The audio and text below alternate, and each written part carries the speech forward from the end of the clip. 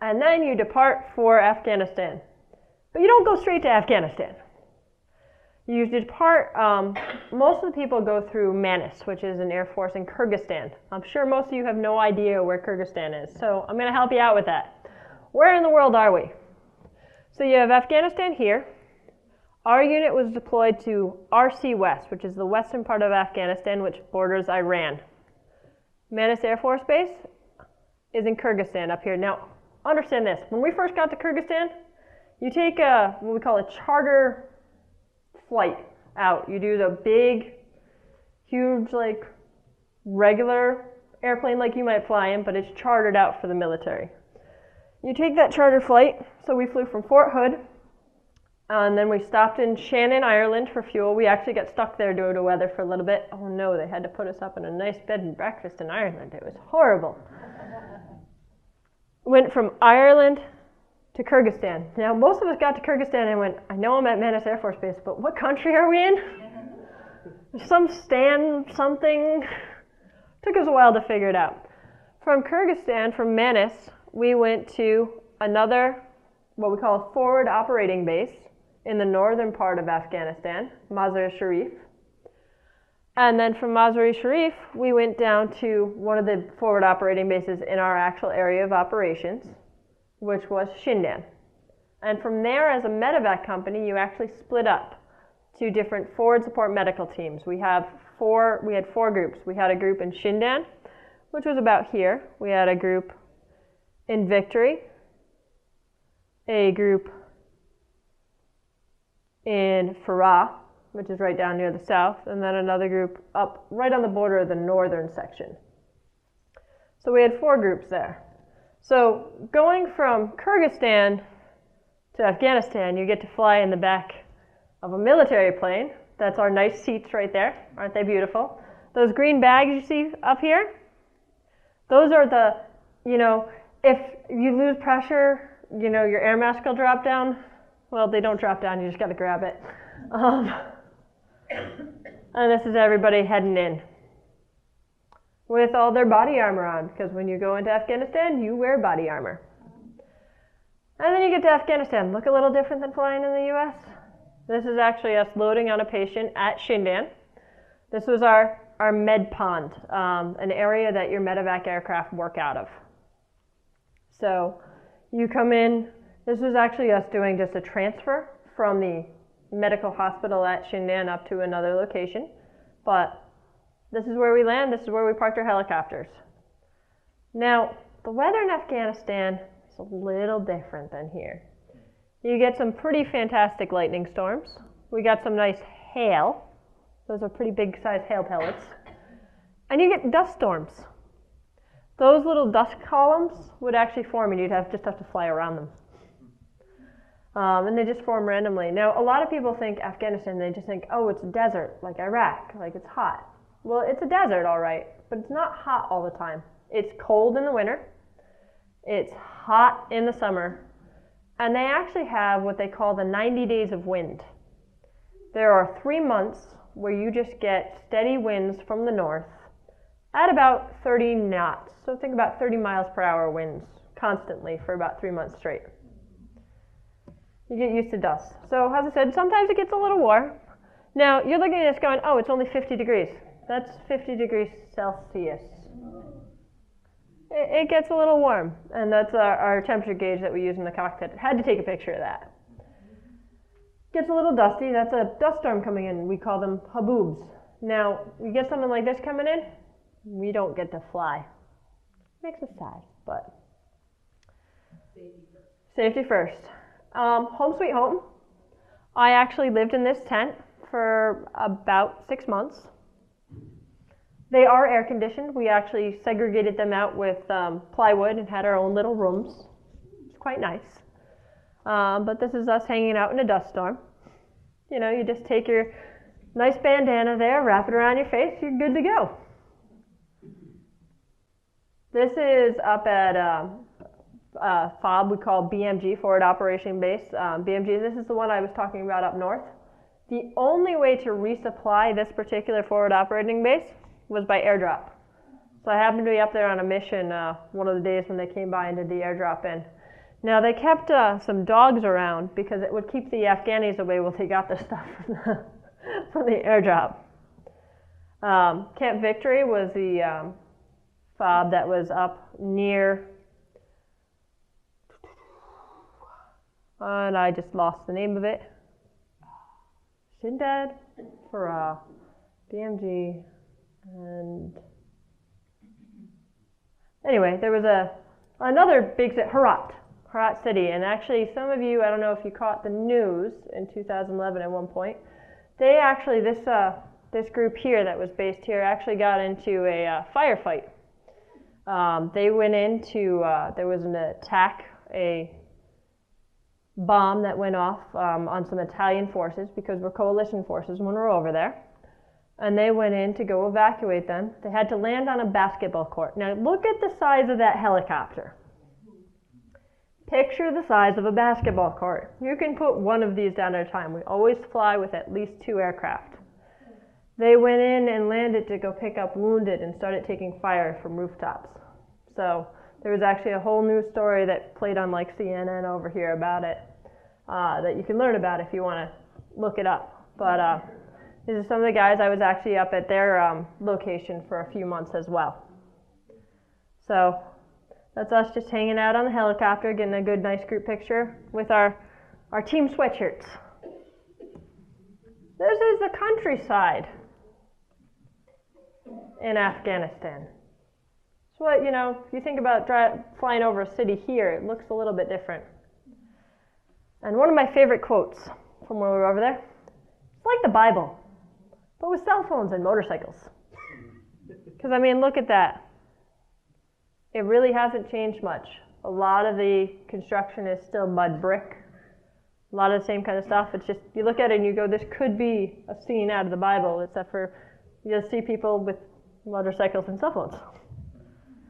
But you have to control sensitive data. You can't just throw stuff in the trash.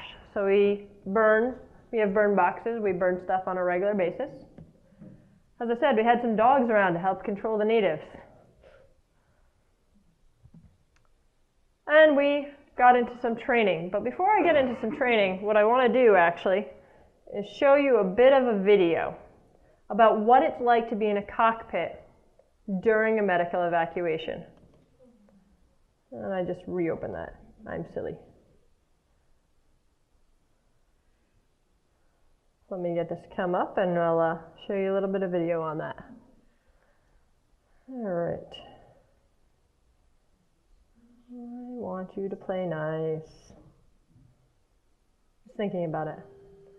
So this is, they landed at a point of injury and they're about to pick somebody up. Now this is a pilot with a helmet cam. So you're seeing what he sees as they're getting ready. They're watching the load everybody up and you'll hear some of the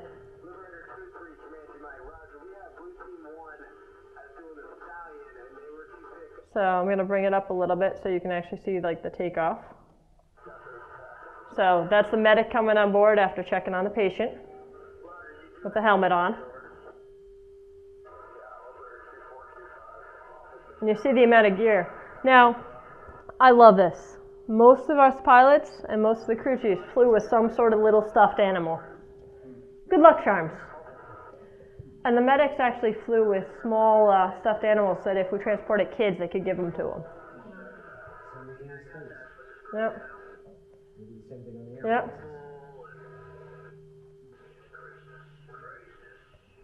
Yep. So I'm going to fast forward it a little bit because this is a long video. We're just going to show some of the stuff. So they're getting ready to take off.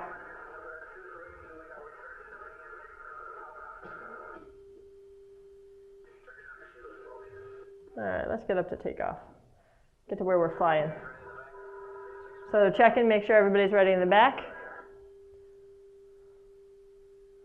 Look around. Check all your radios, check all your equipment. Torch means we're going to take off. You count it down, 5 seconds. Because you're flying with 2 ships, so torch lets the other person know, hey, we're going to take off in 5 seconds. 1, 2, 3, 4, 5, go. You see how quickly they gain altitude. This is what you're flying over. This is what you're looking at. And it's dusty. And you can see there's the mountains out there when it comes back down. So you got mountains, you got plains, you got dust, and those mountains are high. But that's just to give you a little bit of a taste of what it's like to be in the cockpit of a medevac helicopter. Let's just come back up. My computer's old. I'm going to be nice to it. But we're almost done. You'll have time to ask all your questions. So one of the things you never stop doing is training. This is one of the instructor pilots. Remember I mentioned doing RL progression training? I did all of my progression training in Afghanistan, pretty much. I did a little bit in the States before we left, but my majority was done in Afghanistan with this individual right here. This is Mr. Dooley. He was a little bit tired that day. Decided he'd take a nap in the sun. We're supposed to do simulator training every year. Well, couldn't exactly get to a simulator, so we made our own. We got a new refrigerator, so we figured we'd make a nice little, simulator to play with. We gotta have fun when you're on a deployment. We also did some training with military dogs. This is actually the training I wrote about and got published for. That dog there that you see in the picture was a combat stress dog that they let us use to work on learning the differences with dogs, anatomy, how to handle them, how to get them properly onto a helicopter, how to keep them and their handlers safe if there was a situation where any of them got injured, because military dogs are treated just like people. They have rank, they are expected to be evacuated and cared for just the same way their human handlers are. You have to maintain the aircraft. What's actually going on there is we have APU, it's a type of generator, and you got to keep it at a certain pressure or else it won't start right, and this one was low, so we get someone pumping it up. Because you always have to make sure in medevac that you have your helicopters ready to go. A little bit of fun, just hanging out, hear no evil, see no evil, speak no evil. Birthdays, we do one of these boards for everybody who had a birthday over there. People would sign them, make pretty pictures, and we actually did them for some of the guys who had kids back home. They'd do signs and then take a picture of it, send it back to their kids. So, and we did holidays. So this was the crew I was with on the 4th of July, and this is us flying the flag for the 4th. And then eventually we finished our deployment up late December 2011 and got to start home. So you start out with whatever fob you're at. Remember I said there were 4 of them? So you start out there. And then we bring everybody into where headquarters is at Shindan. From there, we were actually split into 2 groups. We came back in 2 sections. From there, you take a plane to Mazar Sharif. Remember that fob up north I talked about? Then you go back to Manas in Kyrgyzstan. And then you play the waiting game. You wait and you wait and you wait until they have a flight that they can put you all on. Now, while you're waiting, you're in this big, huge tent, and all it is bunk beds. And they're about close together. So that's where you're staying while you're waiting for that flight. And you're just trying to keep your gear, ready to go, but not quite there. Then you come back to the U.S., you get back to Fort Hood, you did a little bit of what we call a demobilization, where they, debrief people, make sure people are good, go through medical, any issues, anything like that. And then you got to get a flight back to Rhode Island. Now, they try to bring units back together, but sometimes they send them back in what we call bits and pieces. My warning for my flight back to Rhode Island was literally, I'd gone to the dining hall, the DFAC, to get some lunch. I was hanging out with one of my buddies who was my stick buddy in flight school. The other student I flew with in flight school is called your stick buddy. He was on his way out for his deployment. I was on my way back, so I was met up with him for lunch. I'm sitting in lunch and I get a phone call. Hey, we got a flight for you. We got your bags in the car. Come meet us in the parking lot now. That's how much warning you sometimes get. Sometimes you get more, and then you finally get home.